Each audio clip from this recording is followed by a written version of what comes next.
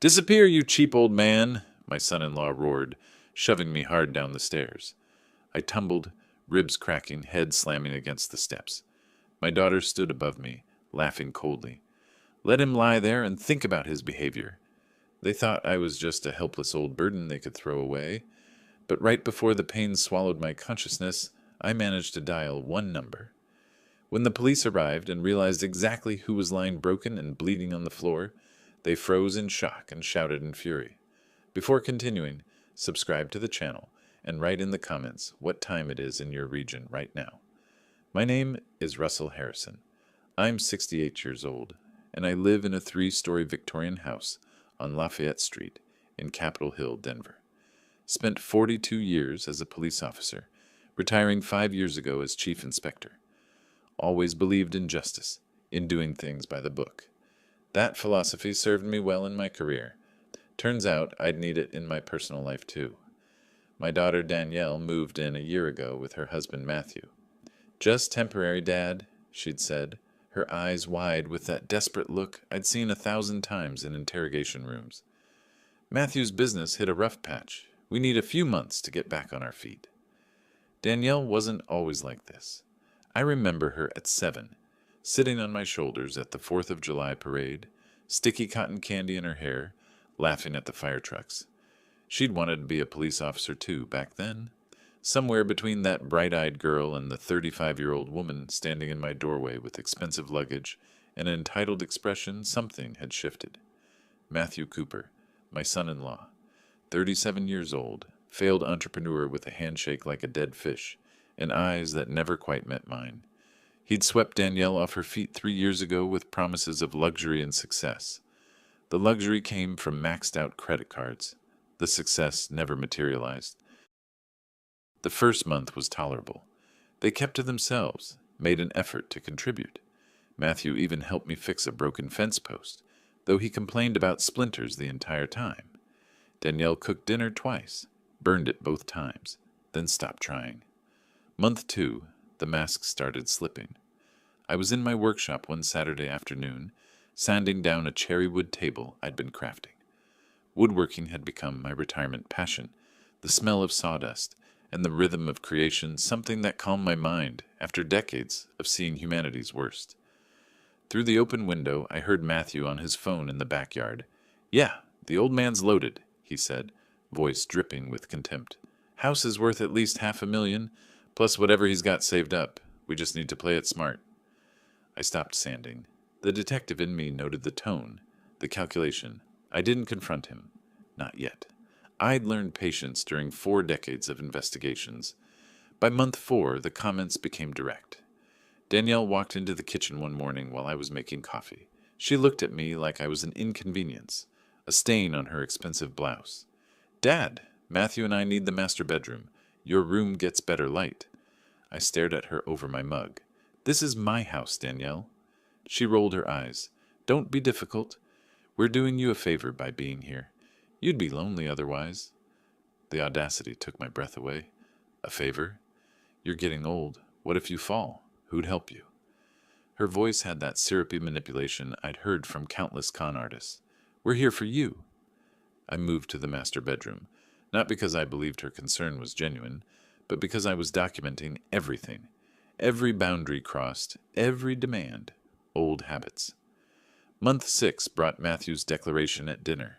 He'd made himself at home, feet up on my coffee table, eating takeout from containers that cost more than I'd spent on groceries in a month. "Russell, I've got a business opportunity. Tech startup. Ground floor investment. I need 50 grand. I set down my fork carefully. $50,000. It's a sure thing. You'd get it back triple in a year. He said it like he was doing me a favor, like my money was already his. "No." The word hung in the air like a gunshot. Matthew's face darkened. Danielle's eyes went cold. "Dad, don't be selfish," she snapped. "We're family. Family helps each other." "Family doesn't treat each other like ATM machines," I replied, my voice level. Years of testifying in court had taught me to stay calm when everyone else lost control. Matthew stood up, and for a second I saw genuine anger flash across his face. "You're being unreasonable. We live here. Take care of you." Take care of me? I laughed, bitter and sharp. You change the locks on 2 bedrooms. You eat my food, use my utilities, and I haven't seen a dime in rent. That's not taking care of someone. That's squatting with entitlement. How dare you? Danielle's voice rose to a shriek. After everything we've done, you're just a selfish old man who can't stand to see us succeed. I stood up slowly, my knees protesting. Get out of my house. What? Matthew's voice was dangerous now. You heard me. I want you both out by the end of the month. Danielle's laugh was cruel. You can't kick us out. We have tenant rights, and good luck explaining to everyone why you're throwing your only daughter onto the street. She was right about the tenant rights. Colorado law required formal eviction procedures, but she was wrong about something else. I'd been a cop long enough to know how to build a case. As they stormed off to their room, Matthew muttered just loud enough for me to hear, Old fool doesn't know when he's a burden. I stood in my empty living room, hand shaking slightly as I gripped the back of a chair. The house felt different now, not like home, like enemy territory. That night, lying in bed, I stared at the ceiling and made a decision. I wasn't going to be a victim in my own house. I'd spent 4 decades upholding the law, protecting people who couldn't protect themselves. Time to protect myself. Sleep didn't come easy that night. I kept thinking about Danielle at 16, crying in my arms after her first heartbreak. I'd told her she deserved better, that she was strong and smart and capable of anything. She'd believed me then. When had she stopped believing in herself and started believing in shortcuts? I remembered Matthew and Danielle's wedding 3 years ago. Small ceremony, her mother, my ex-wife, sitting on the opposite side of the aisle, not speaking to me. Danielle had been radiant in her dress, and when Matthew said his vows, I'd wanted to believe he meant them. I'd wanted to believe my daughter had found someone who'd cherish her. Sitting at the reception, watching them dance, I'd caught Matthew checking his phone during their first dance. A small thing, a red flag I'd ignored because I wanted her to be happy. The next morning, I started documenting everything. Old habits from decades of police work kicked in automatically. I kept a small digital recorder in my workshop, voice-activated. If they wanted to plot in my house, I'd have evidence. I photographed the changed locks, the mess they left in common areas, the expensive deliveries that arrived almost daily, all charged to credit cards they couldn't pay. I saved every text message from Danielle demanding money, every voicemail from Matthew with thinly veiled threats. 3 days after our confrontation, I was in my workshop when I heard them in the kitchen directly below. The vents carried sound perfectly. We need to speed this up, Matthew said. The old man's getting suspicious. He's always suspicious. It's the cop brain. Danielle's voice was dismissive. He can't prove anything. What if we just, I don't know, wait him out? He's 68. How much longer can he really? Don't be stupid. He could live another 20 years. I'm not waiting that long. Papers rustled. His will leaves everything to me anyway. We just need to make life uncomfortable enough that he signs the house over willingly. Or we get power of attorney, claim he's losing it mentally. My hands stilled on the piece of oak I'd been planing, my own daughter, discussing me like I was already dead. Matthew laughed. Your mom would love that. Crazy old Russell can't take care of himself. The recorder captured every word. I thought about confronting them. 42 years of facing down criminals made me confident I could handle my own daughter and her parasitic husband. But anger clouds judgment. I'd seen too many cases fall apart because someone acted on emotion instead of evidence. That evening, I went for a walk around the neighborhood. Capitol Hill in February was cold. Snow piled along the sidewalks, the mountain air crisp and sharp. I passed Mrs. Chen's house. She'd been my neighbor for 15 years. She waved from her window. Russell, haven't seen you much lately. Been busy, Margaret. How's your hip? Better. Those kids of yours keeping you company? I forced a smile. They're keeping me on my toes. If she only knew. I walked past the houses I'd protected during my career. Robbery on Oak Street in 2003. Domestic disturbance on Franklin in 2011. Missing person on Lafayette. Found safe in 2017. I knew every street, every shortcut, every story. This was my neighborhood, my city, my home, and I'd be damned if I let anyone take it from me. Back at the house, I found Matthew in my study, rifling through my filing cabinet. "What are you doing?" He didn't even have the grace to look guilty. "Looking for the property deed. Danielle wants to know what the house is worth." "Get out of my office." "It's not your office anymore, Russell. It's our house, too." He smirked, that entitled twist of his lips that made my fists clench. "Legally, we're residents. We have rights." I stepped closer, and years of commanding crime scenes made my voice cut like ice. "Touch my files again, and tenant rights won't protect you from a trespassing charge." Something flickered in his eyes. Fear, maybe, or calculation. He left, but the message was clear. They weren't just staying. They were positioning themselves to take everything. That night, I sat in my workshop surrounded by half-finished furniture and the smell of wood shavings. My phone sat on the workbench, the recorder app active. I'd collected hours of conversations now. Conspiracy to commit fraud, elder abuse, attempted theft. I pulled out a legal pad and started making notes. Years of building cases had taught me to be methodical. Document everything, build an airtight narrative. Present facts, not emotions. But there was something else. Something they didn't know about me. Something that would change everything when the time came. I thought about my badge, locked away in a drawer upstairs. The commendations. The cases solved. The lives saved. I'd retired as chief inspector of the Denver Police Department. I'd trained half the current force. I'd built relationships with judges, prosecutors, fellow officers who'd walk through fire for me. Matthew and Danielle thought they were dealing with a helpless old man. A burden, an obstacle. They had no idea who they were really up against. I looked at my phone, at the growing file of evidence, and felt something shift inside me. Not anger, something colder, more focused. Determination. I'd spent my entire career fighting for justice, making sure the law protected the innocent and punished the guilty. I'd done it for strangers, for victims I'd never met, for a city that depended on officers like me to stand between chaos and order. Now it was time to do it for myself. I closed the legal pad and stood up, my knees protesting less than they had a week ago. Funny how purpose could make you feel younger. I had work to do, evidence to gather, a case to build. Matthew wanted to play games with an old man. Fine, but he was playing against a chief inspector with 4 decades of experience in taking down people far more dangerous than him. This was going to be interesting. The next few days I watched them differently, not as a father watches his daughter and her husband, as an investigator watches suspects. Matthew had patterns. Every Tuesday and Thursday evening he disappeared for 3 hours. "Business meetings," he claimed.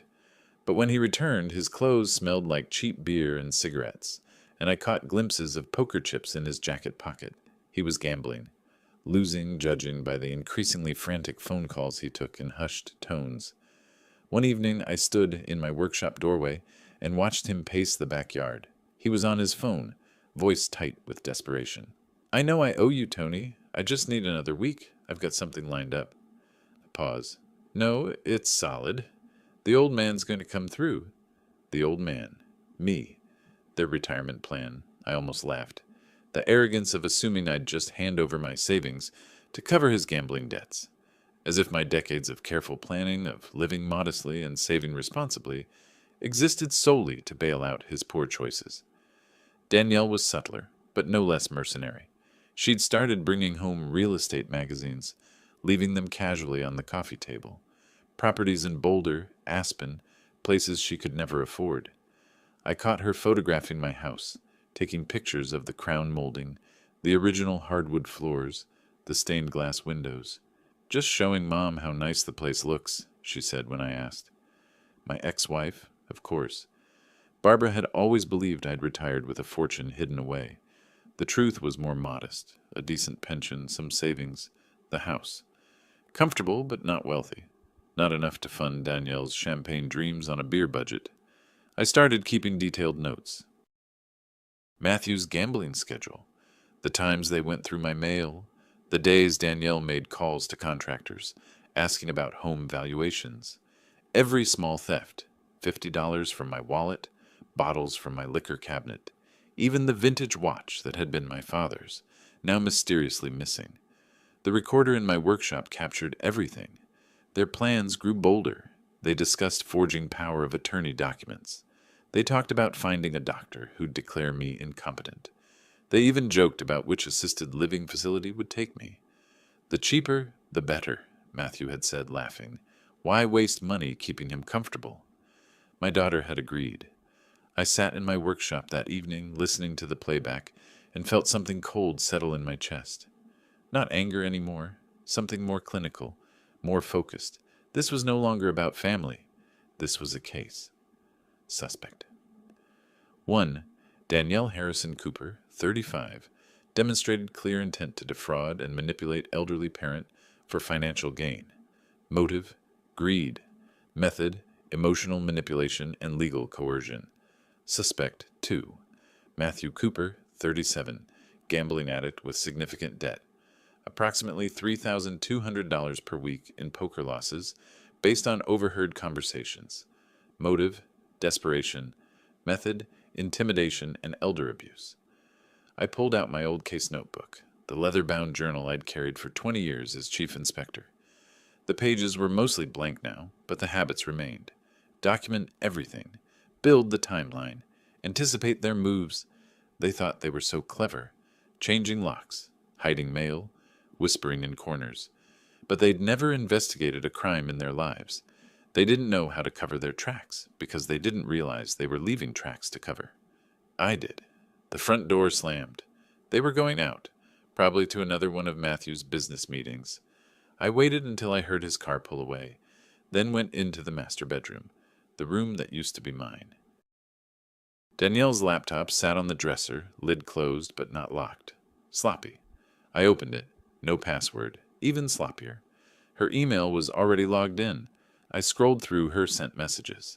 There, an email to my ex-wife from 2 days ago. Mom, I think Dad's losing it.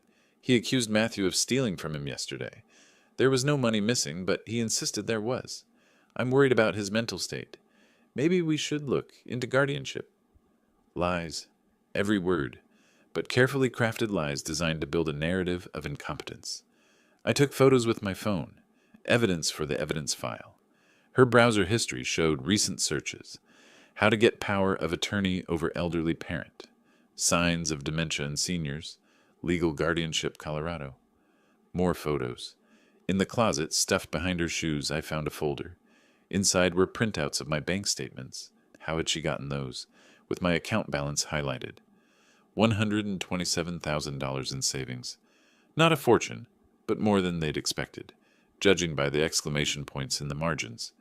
There was also a handwritten note in Matthew's scrawl. Equity in house, $487,000. Total liquid assets, $154,000. Timeline, 6 months, max. 6 months until what? Until they had control? Until they'd bled me dry? I photographed everything, put it back exactly as I'd found it, and returned to my workshop. That night, I couldn't sleep.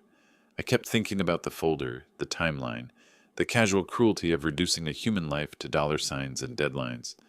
The next morning, Matthew came down for breakfast, already in a foul mood. He grabbed the coffee I'd made and dumped it down the sink.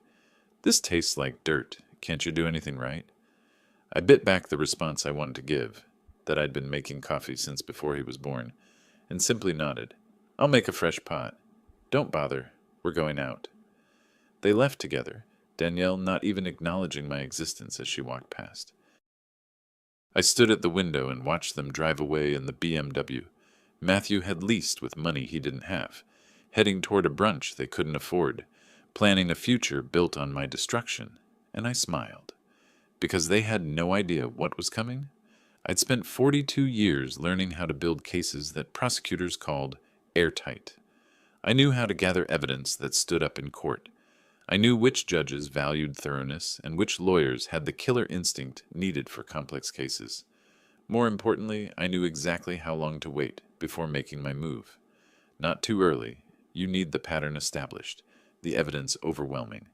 Not too late. You can't let the suspects gain too much ground. The timing had to be perfect. I looked at my phone, at the growing collection of photos and recordings, and started making a mental checklist of what I still needed. Matthew and Danielle thought they were hunting a wounded animal. They didn't realize the animal had teeth. The following Monday, I had an appointment. Not that I told them where I was going. As far as Danielle and Matthew knew, I was getting groceries. Instead, I drove downtown to a law office on 16th Street. The building was all glass and steel, the kind of place that charged by the quarter hour and didn't waste time on small cases. Perfect. I'd researched Gerald Wilson for a week before making the call. Family law specialist with a focus on elder abuse cases. Former prosecutor. Reputation for being aggressive in court. Exactly what I needed. His receptionist led me to a corner office with a view of the mountains. Wilson himself was late 50s, steel gray hair, and the kind of steady gaze that came from years of cross-examining liars. "Mr. Harrison, please, sit." He gestured to a leather chair.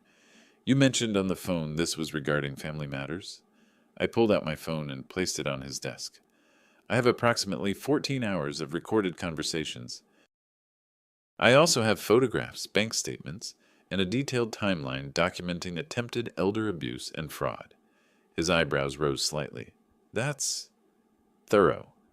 I was chief inspector of Denver PD for 12 years, detective for 20 before that. I know how to build a case." Recognition flickered across his face. "Harrison, Russell Harrison, I remember you. You testified in the Mendoza murder trial, 7 years ago?" "8. Your firm handled the civil suit for the victim's family." He nodded slowly, leaning back in his chair. "What exactly are we dealing with here?" I spent the next hour laying it out.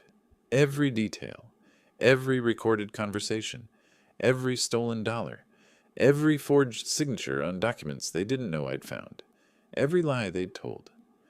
Wilson listened without interrupting, occasionally making notes on a legal pad. When I finished, he was quiet for a long moment. "Mr. Harrison, I'll be direct with you. This is one of the most well-documented cases of elder abuse I've seen in 20 years of practice. You have them dead to rights on multiple felonies." "I know. What's your goal here? Criminal prosecution? Civil suit? Both?" "Both. I want them held accountable under the law, every applicable law." He smiled slightly. "You don't do things halfway, do you?" "I was a cop for 42 years. Halfway wasn't an option." We discussed strategy for another hour. He'd review all my evidence, build a formal case, prepare documentation. But he warned me, this would get ugly. Family cases always did. "They'll fight back," he said. "They'll claim you're senile, vindictive, making things up. Your daughter will cry in court. Are you prepared for that?" I thought about Danielle laughing as I lay injured, about Matthew's casual cruelty, about the timeline giving me 6 months before they destroyed everything I'd built. "I'm prepared." "There's something else," Wilson said. "Given your background, the media will be interested if this goes to trial. Former chief inspector versus his own family. It's a story. Let them be interested. I've got nothing to hide." He stood, extending his hand. "Then let's make sure they have everything to hide. I'll draw up the initial documents and be in touch within 3 days." I left his office feeling lighter than I had in months. The wheels were in motion, but I wasn't done yet. My next stop was a private investigator's office in Cherry Creek. Small operation, one-man shop, but Marcus Chen had a reputation for discretion and finding things people wanted to stay hidden. "I need a background check," I told him, sliding a folder across his desk. "Matthew Cooper. Everything. Financial records, known associates, criminal history, if any." Chen glanced at the information I'd provided. "This about divorce?" "Something like that." He quoted me a price. $2,800 for a comprehensive report within a week. I paid half up front in cash. Then came the bank. I met with my account manager, a woman named Patricia Rodriguez, who'd handled my finances for a decade. "I need to make some changes to my accounts," I told her. "Security measures." I had her set up alerts for any unusual activity, changed all my passwords, added 2-factor authentication, removed Danielle as my emergency contact. She'd somehow gotten herself added to my records 3 months ago without my knowledge. "Is everything all right, Mr. Harrison?" Patricia asked, concern evident in her voice. "Just being careful. At my age, can't be too cautious." She didn't need to know more than that. The drive home took me through Capitol Hill's tree-lined streets. I'd lived in this neighborhood for 30 years, raised Danielle here, buried my marriage here, built a life. I wasn't about to let anyone take it from me. When I got back to the house, Matthew's car was in the driveway. I could hear voices from the living room, loud, agitated. I walked in to find them hunched over a laptop, faces tight with stress. "Everything all right?" I asked, keeping my tone neutral. Matthew slammed the laptop shut. "Fine, just work stuff." But I'd seen the screen. Debt collection agency website. Amount owed $47,300. More than I'd thought. Much more. Danielle's eyes were red. She'd been crying. "Dad, we need to talk," she said. "About money." Here we go, I thought. The next demand. What about it? Matthew's business had some unexpected expenses. We need help, just a loan. We'll pay you back. How much? They exchanged glances. Matthew cleared his throat. 50,000. The same number from before, when I'd said no. But now they were desperate, and desperate people made mistakes. "Let me think about it," I said. Hope flared in Danielle's eyes. "Really?" I said, "I'll think about it. I need a few days." Matthew stood up, his posture aggressive. "We need an answer now." I looked at him calmly. "Then the answer is no." His face darkened. "You selfish?" "Matthew," Danielle cut him off, though her own expression was furious. "Dad, please. We're family." "I know. That's why I need time to consider it properly." I headed toward my workshop. "I'll let you know by the end of the week." I could feel their eyes on my back as I climbed the stairs, could hear them whispering urgently the moment I was out of sight. In my workshop, locked the door behind me and pulled out my evidence file. Wilson would have the legal documentation ready in 3 days. Chen would have the background report in a week. The pieces were falling into place, but I needed one more thing. I needed them to make a mistake. A big one. Something undeniable that would remove any shadow of doubt when this went to court.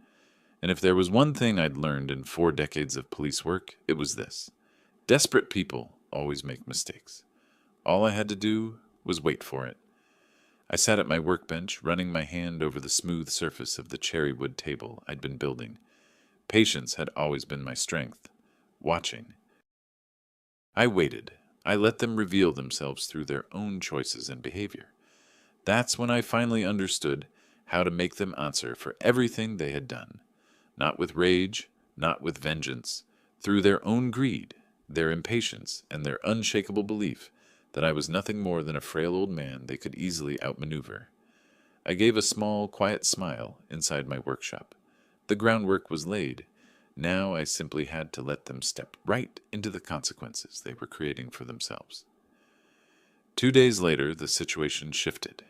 It was early evening. I'd spent the afternoon in the workshop, applying the final coats of varnish to a bookshelf.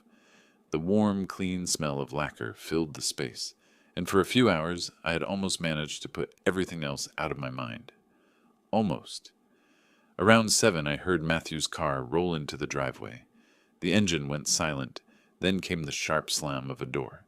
A second slam followed. He was clearly in one of his tempers. I put my tools away and started down the stairs. The staircase from the upper floor to the main level was steep. 12 steps. Oak handrail I had refinished myself 5 years earlier. Solid work. You still had to be careful on those steps. When I reached the bottom, Matthew was already standing in the entryway, face flushed, eyes red-rimmed. The sharp scent of alcohol reached me from several feet away. "Good evening," I asked evenly. He spun toward me. "Where's the checkbook?" "It's in my office." "Why?" "I need it." "No." His jaw tightened. "I'm not asking permission, old man. I need money. Now." I kept my voice level. "The answer is still no." Danielle appeared from the kitchen, phone in hand. She glanced between us, and I could see her quickly calculating whether to step in or let the moment unfold. "Dad, just give him the checkbook," she said. "We'll pay you back." "You've said that before." Matthew took a step closer. He stood 4 inches taller and easily 40 pounds heavier. In his mind, that made him intimidating. To me, it only made him predictable. "I lost some money tonight," he said, voice dropping to something dangerous. "Bad luck. It happens. But I've got a sure thing tomorrow, and I need capital." "You gambled away more money you don't have." His face darkened. "That's none of your business." "It is when you're asking for mine."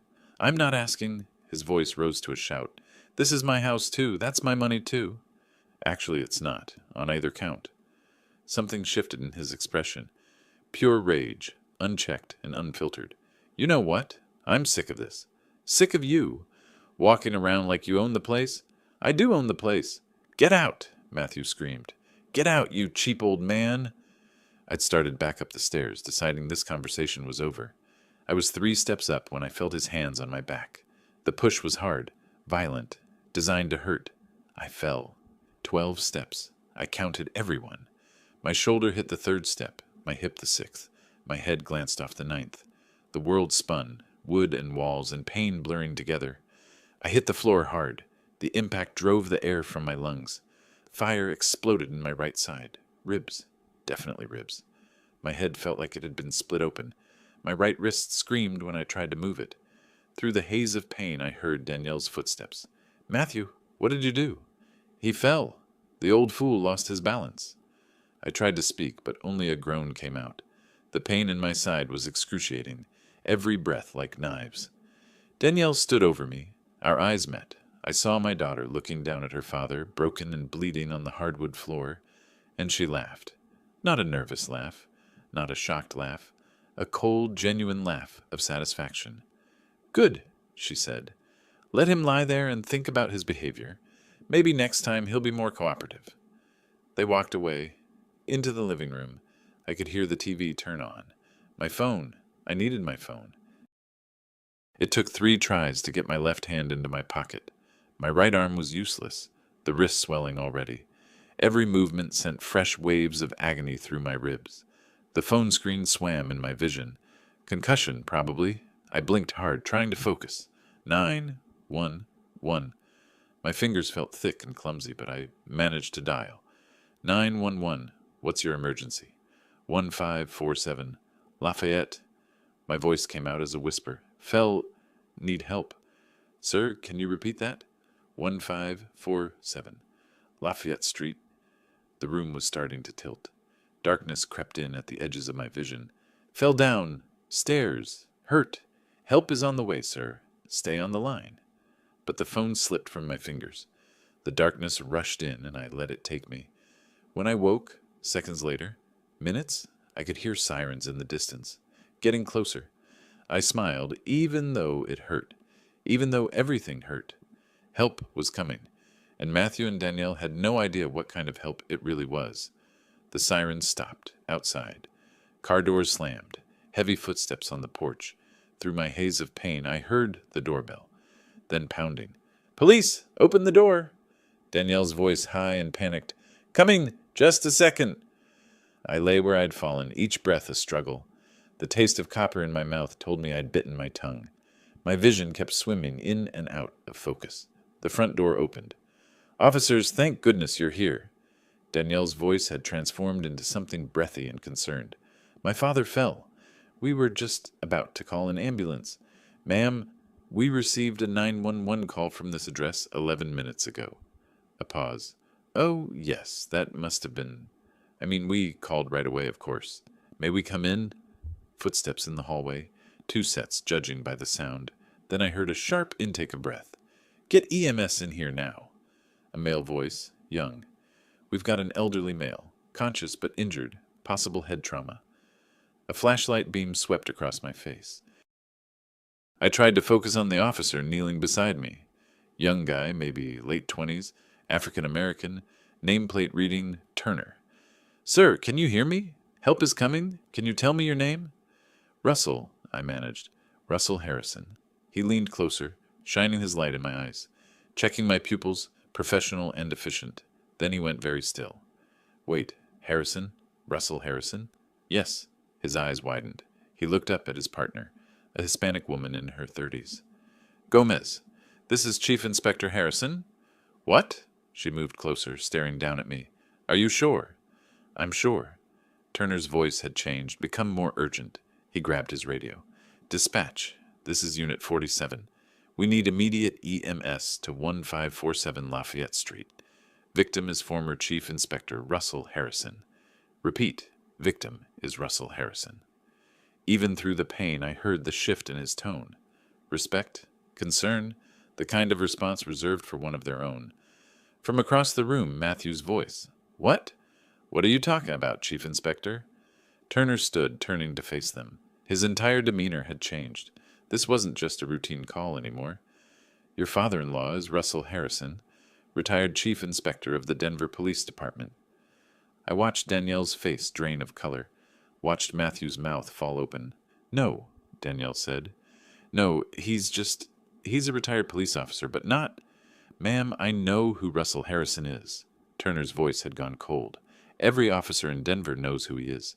3 medals of valor, 42 years of service, solved over 200 homicide cases." Matthew had gone pale as milk. He never... More sirens. The paramedics arrived, professional and quick, but they had the same reaction when they heard my name. "Chief Harrison, sir, we're going to take care of you." As they worked, checking vitals, stabilizing my neck, preparing to move me, I watched Matthew and Danielle.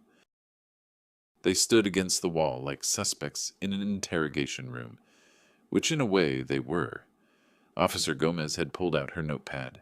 "I need to ask some questions. You said he fell?" "Yes," Danielle said quickly. "He was coming down the stairs and just lost his balance." "And you called 911 immediately?" "Yes. Well, Matthew did. Or I did. I don't remember exactly. It happened so fast." "Ma'am, the 911 call came from the victim's phone, not yours." Danielle's eyes flickered with panic. "Oh, right. He must have called while we were looking for our phones. Everything was so confusing. Where were you when he fell?" "I was in the kitchen." "And you, sir?" Matthew's Adam's apple bobbed. "Living room." "So neither of you witnessed the fall?" "No. Yes. Danielle was flustered now, the lies tangling. "I heard it, the noise, and came running." Turner was taking notes. I could see his skepticism from across the room. The paramedics lifted me onto the gurney. Everything screamed in protest, but I managed to catch Turner's eye as they wheeled me past. "Officer," I whispered. He leaned down. "Sir?" "My workshop, 2nd floor, voice recorder, in the top drawer of the workbench." His eyes sharpened. "Sir?" "Evidence," I breathed. "Everything's recorded." A flash of understanding crossed his face. He nodded once, subtle enough that Danielle and Matthew wouldn't notice. As they carried me out to the ambulance, I heard Danielle's voice rising in pitch. "Officers, our statements. We need to give our statements. We want to help, however we can." I almost laughed, but it hurt too much. They were scrambling now, trying to control the narrative, trying to make themselves look helpful, concerned, innocent, but they'd made their critical mistake. They'd assumed I was just a helpless old man. They'd assumed wrong. The ambulance doors closed. The siren wailed to life. As we pulled away from Lafayette Street, I stared up at the ceiling, cataloging my injuries. 3 broken ribs, probable concussion, sprained wrist. Worth it. Because I'd seen their faces when they realized who I really was. Seen the moment the ground dropped out from under them. Seen the exact second they understood they'd assaulted a legend of the Denver Police Department. And this was just the beginning. Matthew wanted to get rid of the old man. Danielle wanted me out of the way. They were about to learn that some old men bite back. The paramedic leaned over me. "Hang in there, Chief. We're almost at Denver Health." I closed my eyes, letting the morphine they'd given me start to work. Somewhere in that house, Officer Turner was probably already climbing the stairs to my workshop, already finding the recorder with 14 hours of Matthew and Danielle, plotting, scheming, admitting to their plans, already building a case that would destroy them. I'd spent my entire career putting criminals behind bars. Tonight, I just added 2 more to the list. My daughter, my son-in-law. Justice doesn't care about blood relations. I'd taught that to every detective I'd ever trained. Time to prove I still believed it.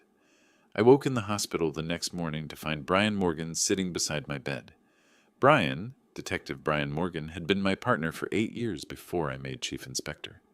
We'd worked hundreds of cases together, shared countless stakeouts, saved each other's lives more than once. He was 52 now, graying at the temples, but his eyes still had that sharp investigator's focus. "Old friend," I croaked. My throat felt like sandpaper. He leaned forward, relief washing over his face. "Russell, how are you feeling?" "Like I fell down 12 stairs." A ghost of a smile. The doctors say you're lucky. 3 broken ribs, concussion, sprained wrist. Could have been worse. Could have been better if my son-in-law hadn't pushed me. Brian's expression hardened. Tell me everything. So I did. Despite the pain screaming through my ribs with every breath, I gave him the methodical account I'd spent my career perfecting. The timeline of abuse, the recordings, the evidence I'd collected, the gambling debts, the overheard conversations about getting rid of me. Brian took notes, his jaw tightening with every detail. The recorder's in my workshop, I finished. Top drawer of the workbench. Turner should have found it last night. He did. I listened to some of it this morning. Brian shook his head. Your own daughter, Russell. Not the daughter I raised. That girl disappeared somewhere along the way. He stood, pacing to the window. They gave statements last night. Said you fell. Said they immediately tried to help. Classic cover story. But the 911 call came from my phone. Exactly. Timeline doesn't match their version. Plus, Turner noted their demeanor was off. Too calm for people whose father had just suffered a serious fall. He turned back to me. I'm going to nail them, Russell. For you. For the law, Brian. Not for me. Do it right. Always. He paused. There's something else you should know. Word spreading. About who you are. About what happened. Good. His eyebrows rose. Good? I smiled, though it hurt. Let them know. Let everyone know that they assaulted a chief inspector. Let them understand exactly what kind of trouble they're in. Over the next few days, Brian worked the case like it was a homicide. He interviewed the neighbors. Mrs. Chen from next door testified she'd heard shouting and a loud crash. The Johnsons across the street confirmed they'd seen Matthew stumbling drunk into the house hours before. Mr. Rodriguez, 2 doors down, mentioned hearing arguments about money multiple times over the past months. The medical examiner's report came back definitive. My injuries were inconsistent with a simple fall. The bruising pattern on my back showed clear handprints. Matthew's handprints, once they compared measurements. Brian came to see me on the 4th day, a satisfied look on his face. We've got enough for arrest warrants. 2nd-degree assault for Matthew. Failure to render aid for Danielle. Maybe accomplice after the fact, depending on what the DA wants to pursue. When? Tomorrow morning, early. We'll bring a full team. I want to be there. Russell, you're in the hospital. I'll be fine. I need to see their faces when it happens. He studied me for a long moment. All right, but you're staying in the car. The next morning, I sat in Brian's unmarked sedan outside my house at 6:15. My ribs were taped, my arm in a sling, but I wouldn't have missed this for anything. 6 patrol cars pulled up. Officers poured out. I counted 8, plus Brian and 2 detectives from the domestic violence unit. Serious numbers for a serious crime. Brian led the group to the front door. Knocked hard. Through the car window, I watched Danielle open the door. Even from a distance, I could see her confusion shift to alarm as she took in the crowd of uniforms. Brian said something. Danielle shook her head, gesturing. Then Matthew appeared behind her, hair disheveled, still in pajama pants, and froze. Brian held up the arrest warrant. I couldn't hear his words, but I'd heard that speech 100 times. I could see Matthew's face go from confusion to shock to stark white terror. Matthew Cooper, you're under arrest for 2nd-degree assault on former Chief Inspector Russell Harrison. Even from the car, I saw Matthew's mouth drop open. Saw him say something, probably, What? What, Inspector? His hands coming up in a defensive gesture. Danielle was shouting now. I could hear her voice, rising, shrill with panic. My father's just a retired officer. This is ridiculous. Officer Turner, the young officer from that first night, stepped forward. His voice carried across the yard. Ma'am, your father is Russell Harrison. 42 years with Denver PD. 3 medals of valor. Solved 237 homicide cases. He's not just a retired officer, he's a legend. The color drained from Danielle's face like someone had pulled a plug. Matthew tried to back away, but 2 officers were already moving in. They turned him around, pulled his arms behind his back. The click of handcuffs echoed across the quiet morning street. Neighbors were coming out now. Mrs. Chen on her porch, hand over her mouth. The Johnsons standing in their driveway, watching, curtains twitching in every window on the block. This wasn't just an arrest. This was public shame, community judgment, everything Matthew and Danielle had tried to avoid by maintaining their facade of concerned family members.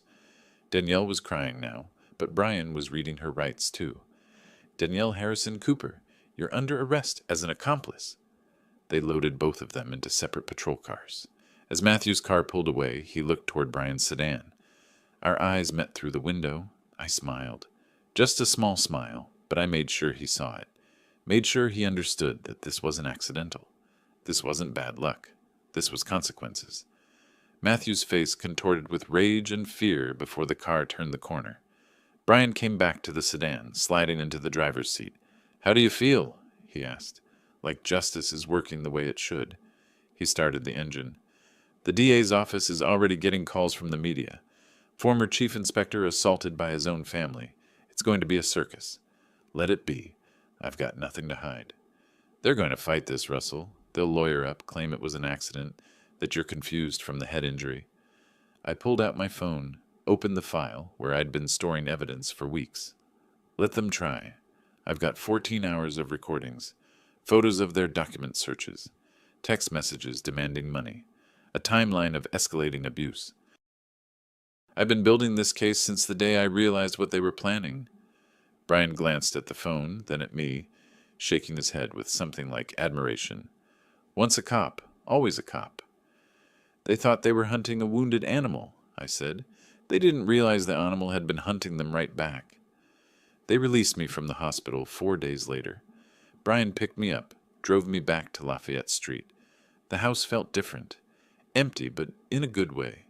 The tension that had filled every room for months was gone. I could breathe again. Brian helped me change the locks, every single one. New keys, new deadbolts. My house, my rules, my security. "They made bail," he said as he worked on the front door. "Matthew's was $75,000. Danielle's was $50. Her mother posted it. Barbara, my ex-wife, I hadn't spoken to her in 3 years. She still thinks I'm the villain in every story. Does it matter? Not anymore. But I was wrong about that. 2 days later, Barbara showed up at my door. She looked older than I remembered. 70 now, her hair gone completely gray. But her eyes still had that hard edge I'd learned to recognize decades ago. "Russell." "Barbara." We stood there, two people who'd once promised forever and barely made it 20 years. "You're destroying our daughter," she said. Our daughter laughed while I lay bleeding on the floor. She stood there and did nothing while her husband nearly killed me. "That's not what she told me. She said it was an accident, that you fell and they panicked." I pulled up the recording app on my phone, found one of the conversations from 2 weeks before the assault. "Listen," Danielle's voice came through clearly. "We just need him out of the way. The house, the money, all of it should be ours. He's had his life." Matthew responding, "How long do you think we have to wait? He could live another 10 years. Not if we make things uncomfortable enough. Stress does terrible things to old people." Barbara's face went pale. "Where did you get that?" "From my workshop, where I recorded every conversation they had while planning to steal everything from me." "You were spying on your own daughter?" "I was documenting elder abuse and attempted fraud. There's a difference." She was quiet for a long moment. "This will ruin her life, Russell. She was planning to ruin mine. I'm just making sure the law does what it's supposed to do. She's our child. She stopped being my child when she chose greed over family. I taught her better than this, Barbara. We both did. But somewhere along the way, she decided that money mattered more than integrity." Barbara left without another word. The next week, their lawyer tried to get the charges reduced. Lawrence Kemp, expensive defense attorney from a downtown firm. He came at the case hard, arguing that I was vindictive, that the recordings were inadmissible, that my head injury had confused my memories. But Gerald Wilson, my lawyer, was ready for every move. "Mr. Harrison has documented evidence spanning 3 months," Gerald told the judge at the preliminary hearing. Voice recordings, photographs, text messages, witness testimony from neighbors. The medical examiner's report clearly shows assault, not an accidental fall. And let's not forget, this isn't just any victim. This is a decorated police officer with an impeccable reputation and 42 years of service. The judge denied the motion to reduce charges. Matthew and Danielle's desperation grew. They tried to access my bank accounts. I'd already frozen them. They tried to enter the house. The new locks kept them out. They even tried to get Barbara declared as my emergency contact so they could claim I was incompetent. But my medical records showed I was completely lucid and capable. Every move they made, I countered. Every scheme they attempted, I shut down. Because I'd spent 4 decades learning how criminals think, how they operate, how they make mistakes when they're desperate. And they were very desperate now. One afternoon, Gerald called with an update. They want to negotiate a plea deal. I was in my workshop, sanding a piece of maple. No deals. Russell, if this goes to trial, it goes to trial. They need to face the full consequences of what they did. Their lawyer's going to argue that you're a bitter old man seeking revenge. Then let him argue it. The evidence speaks for itself. But I wasn't done yet. On a Friday morning, I met with Gerald at his office to discuss the civil suit.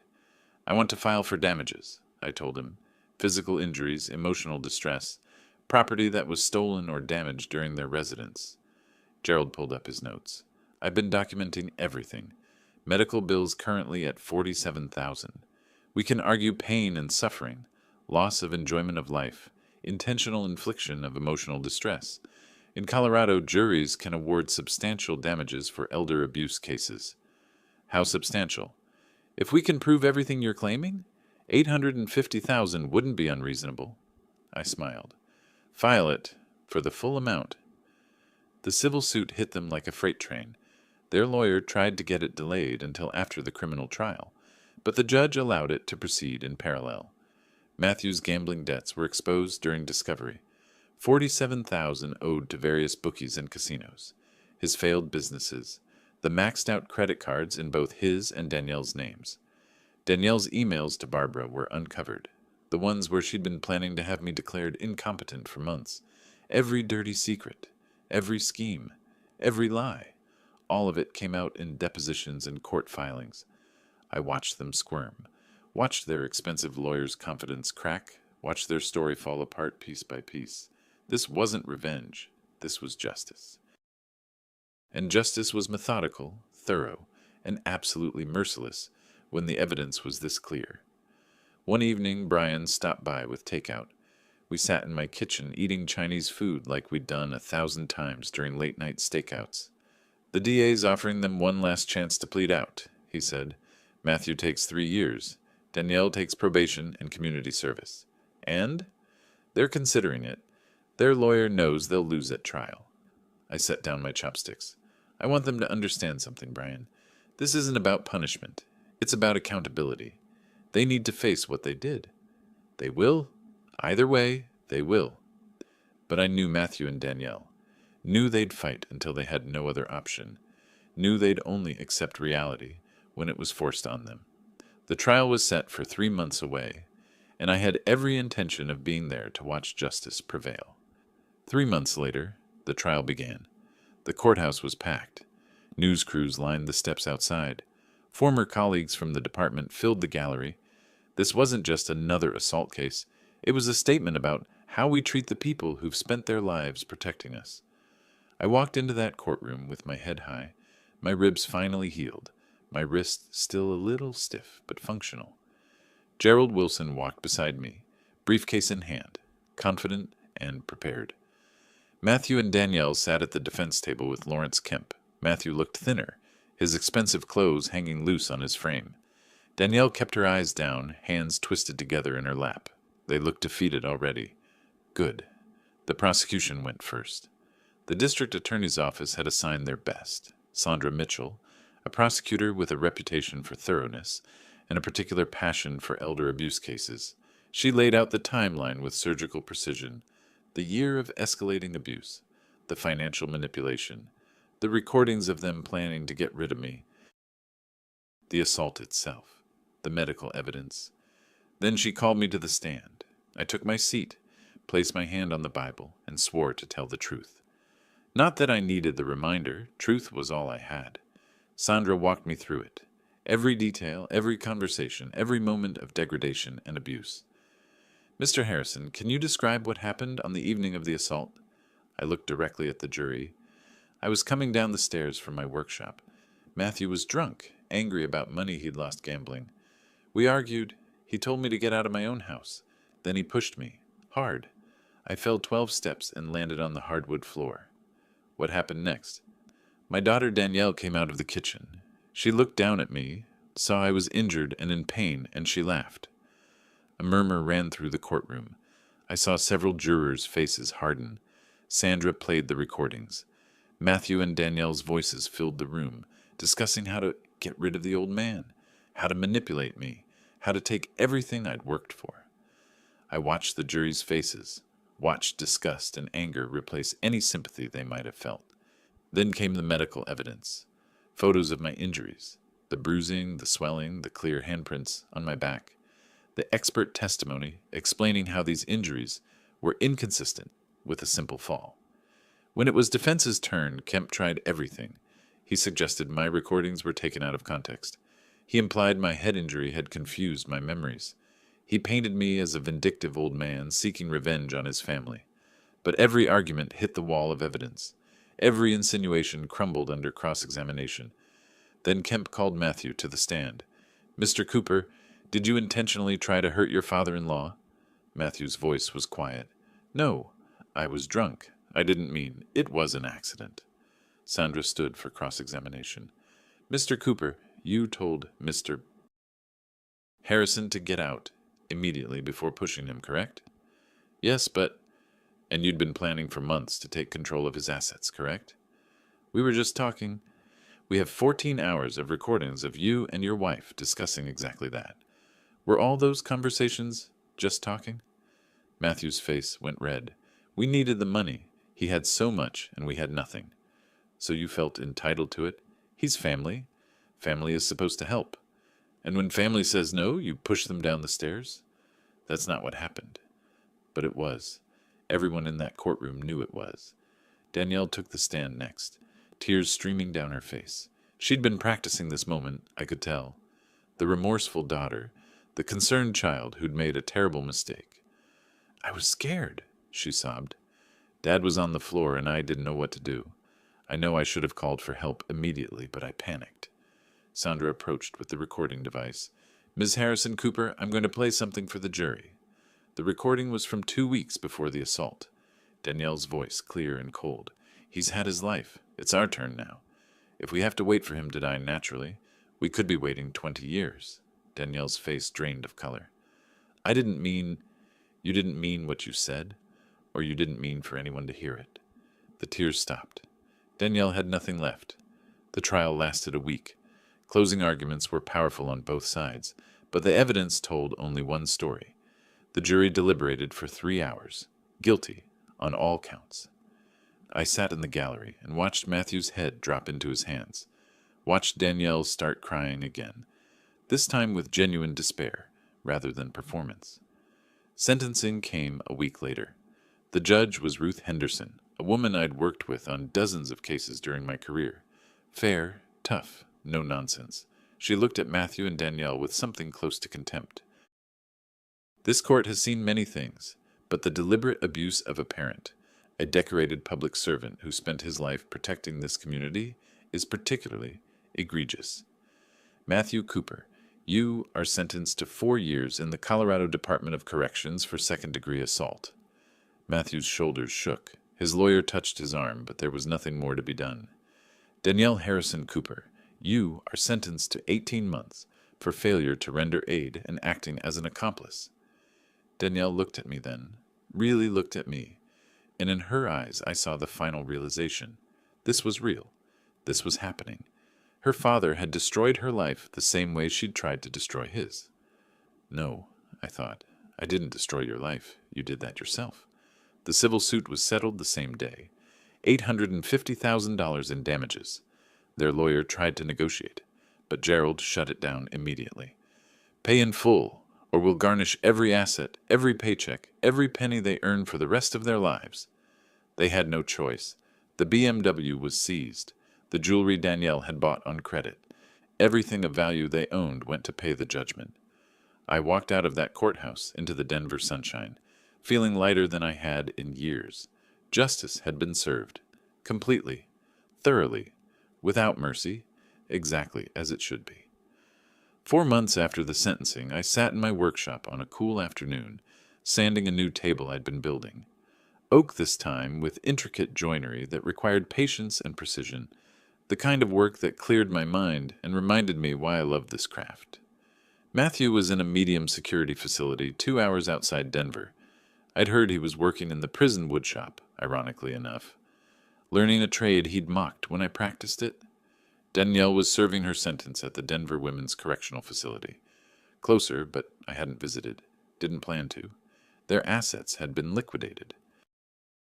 Every penny of the $850,000 judgment had been paid. Some I'd donated to organizations supporting elder abuse victims. The rest I'd invested. Not for me. I didn't need it. But maybe someday it would do some good for someone else. A letter had arrived 3 weeks ago. From Danielle, prison stationery. Her handwriting still the same looping script I remembered from when she was a girl. Dad, I'm so sorry. I understand now what I did to you. I was wrong. I was greedy and cruel, and I destroyed our relationship. I know you probably won't forgive me, but I want you to know I've changed. I'm getting help. I want to be better. Please, can we talk? I'd read it twice, then folded it and put it in a drawer. Maybe in a year I'd respond, maybe not. Right now, I didn't owe her anything. She'd made her choices. Now she was living with the consequences. The house was quiet again. Peaceful. Mine. I'd started teaching a woodworking class at the community center on Saturday mornings. 8 students, ranging from teenagers to retirees, learning to work with their hands and create something beautiful. It felt good. Productive. Like giving back without giving in to people who didn't deserve it. The front door opened downstairs. Heavy footsteps on the stairs. Russell, you up there? Brian, I smiled. Workshop. He appeared in the doorway, 2 cups of coffee from the place down the street. Brought you the usual. You're a lifesaver. We sat in companionable silence for a while, watching the afternoon light filter through the window, dust motes dancing in the golden beams. How are you doing? Brian asked finally. Really? I considered the question. Good. Better than good, actually. I wake up without dreading what the day will bring. I work on projects I enjoy. I teach people who want to learn. The house is mine again. No regrets? About what? Holding them accountable. Making sure they face justice. I shook my head. They got exactly what they deserved. Not more, not less. The law worked the way it's supposed to. Brian nodded. You know, when this first started, I wondered if you'd go too hard. Let anger drive you instead of justice. I'm not angry anymore. Haven't been for months. Anger clouds judgment. This was never about anger. It was about making sure the system protected someone who couldn't protect himself in that moment. You could have protected yourself? I smiled. I did. By trusting the law I spent 42 years upholding. By building a case instead of seeking revenge. By being patient and methodical instead of emotional and reactive. Still, Brian took a sip of coffee. Your own daughter. That had to hurt. It did. Still did sometimes. But that was something I'd work through on my own time, in my own way. She made her choices, I said simply. I made mine. We both have to live with the consequences. My phone buzzed. A text from the gallery downtown. They wanted to feature 3 of my pieces in their winter show. Local artisans, handcrafted furniture, the kind of exposure that could lead to real sales. I showed Brian the message. He grinned. Look at you, retired chief inspector turned furniture artist. I always was a furniture artist. Just did the chief inspector thing on the side for 42 years. He laughed. It felt good to laugh, to joke, to move forward instead of dwelling on the past. You planning to go fishing this season? Brian asked. Already booked a cabin in the mountains for November. 2 weeks, just me and the river and whatever fish are dumb enough to bite. Sounds perfect. It did sound perfect. Peaceful. Solitary in the best way possible. The afternoon stretched into evening. Brian left around 6, promising to stop by again soon. I returned to my table, running my hand over the smooth oak surface. The scars from the fall had faded. My ribs were healed. My wrist was back to full strength. My body had recovered. My life had recovered too. I looked around my workshop, the tools organized on the wall, the half-finished projects on the benches, the smell of sawdust and varnish that had become as familiar as breathing. This was home. This was peace. This was justice. Not the dramatic, explosive kind you see in movies. The quiet, methodical kind that actually works in the real world. The kind that holds people accountable through evidence and law, rather than violence and revenge. I'd spent my entire career fighting for that kind of justice for others. This time I'd fought for it for myself. And I'd won. Not because I was stronger or smarter or more ruthless than Matthew and Danielle, but because I understood something they never had, that actions have consequences, that the law exists for a reason, and that trying to cheat the system only works until it doesn't. They'd learned that lesson now, the hard way. As the sun set over Denver, painting the mountains in shades of gold and purple, I stood at my workshop window and looked out at the city I'd served for so long. Somewhere out there, Matthew was in a cell, learning what it meant to face consequences. Danielle was too, finally understanding that actions born of greed and cruelty don't lead anywhere good. And here I was, free, whole, moving forward. Justice hadn't just been served. Justice had prevailed, exactly as it was always meant to. If you like this story, please like this video, subscribe to the channel, and share your impressions of this story in the comments. To listen to the next story, click on the box on the left. Thank you for watching.